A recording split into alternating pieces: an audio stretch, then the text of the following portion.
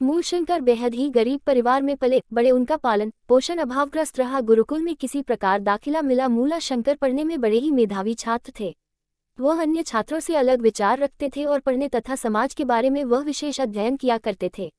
शिक्षा गुरुकुल स्तर से जब पूर्ण हुई, सभी शिष्य अपने गुरु को गुरु दक्षिणा के रूप में अपने सामर्थ्य के अनुसार कुछ न कुछ अपने गुरु को अर्पण कर रहे थे।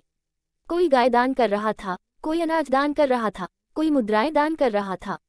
किंतु मूलशंकर के सामर्थ्य में इस प्रकार का दान करना नहीं था। मूलशंकर अपने माता के पास पहुंचे और गुरु दक्षिणा का विषय अपनी माता को समझाया। माता को भी समझ में नहीं आ रहा था कि वह मूलशंकर को गुरु दक्षिणा के लिए क्या भेंट दे। काफी देर सोच विचार के उपरांत माता ने एक लौंग और सुपारी कपड़े में बांधकर गुरु दक्षिणा के लिए मूलशंकर को दिया। मूलशंकर यह भेंट लेकर अपने गुरु के समक्ष प्रस्तुत हुए और गुरु दक्षिणा के रूप में वह पोटली भेंट की। ऐसा देखकर अन्य सहपाठी छात्र मूलशंकर का उपहास करने लगे। मूलशंकर भी लज्जा और गिलानी के भाव के बोझ से दबा हुआ था। पोटली गुरु को अर्पण करते ही वह गुरु के चरणों में जोर जोर से रोने लगा और गुरु से क्षमा याचना करने लगा। यही मेरे सामर्थ्य में था जो मैंने आपको अर्पण किया।